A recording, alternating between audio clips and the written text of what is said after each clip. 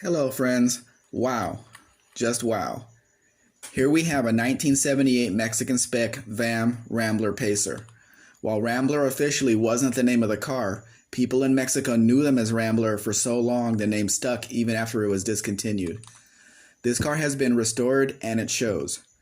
Under the hood is a 4.6-liter inline 6 linked to an automatic transmission.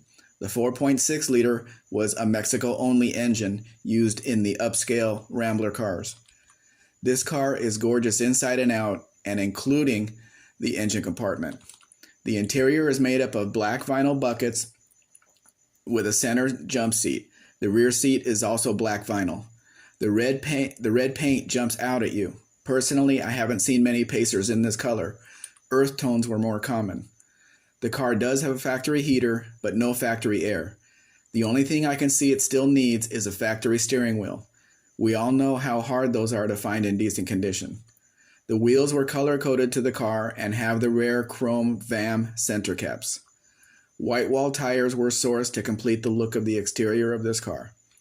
The chrome on the car is in great condition. This is hard to find on any Pacer.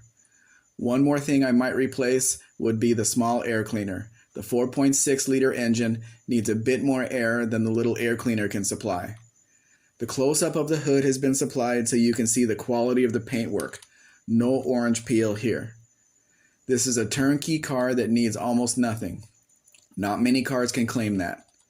If you have any questions about the importation process, I will be happy to answer them. We can now offer U.S. delivery. What this means is we can deliver the car to you on the Arizona side of the border or deliver it to the transport company of your choosing. If you want to see any more cars, any more Mexican vehicles, go to mexicanspec.com.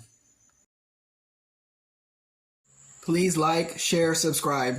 Actually, subscribe first, then do the rest. Have a great day.